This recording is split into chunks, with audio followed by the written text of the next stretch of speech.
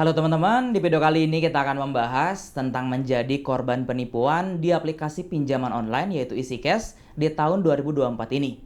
Bagaimana jalan keluarnya atau solusinya ketika kita kena penipuan atau ketipu saat kita berurusan dengan pinjol EasyCash? Ini mungkin bukan EasyCash-nya yang nipu, namun kita ketipu disuruh pinjam di EasyCash, tapi uangnya nggak masuk ke rekening kita, ditilep sama mereka.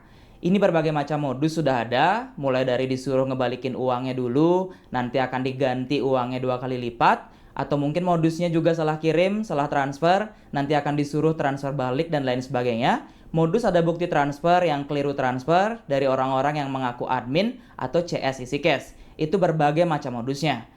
Kita lupakan soal modus-modus ini dulu, saya sudah pernah bahas sebelumnya. Sekarang saya pengen share aja bagaimana caranya agar kita bisa lebih tenang untuk mengatasi dan bagaimana solusinya ketika kita terkena penipuan di pinjol isi cash seperti ini. Yang pertama adalah pasti kita tahu karena itu bukan kita yang pinjam, bukan kita yang menikmati uangnya. Saya yakin teman-teman juga pasti males dan gak mau membayar itu. Karena kalian gak rela, kalian gak ikut menikmati uangnya, tapi kalian yang harus bayar. Sayangnya dari sisi isi cash itu tidak peduli dan tidak memandangnya teman-teman. Karena mereka berpikir bahwa itu kesalahan Anda karena lalai dalam menjaga data serta teledor sehingga memberikan data pribadi atau melakukan transfer yang tidak semestinya dilakukan. Pasti pihak mereka pun tetap pengen kita bayar, tetap pengen kita bisa melunasi semua utang-utang tersebut.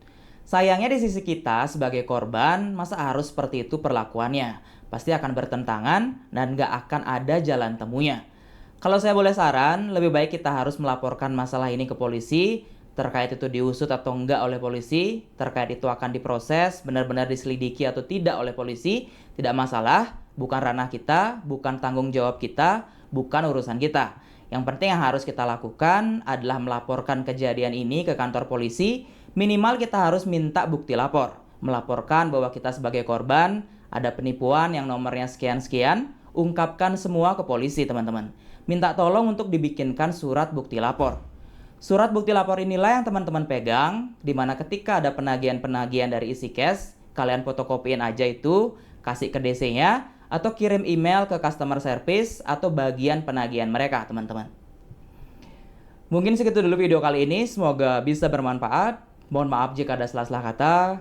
Terima kasih.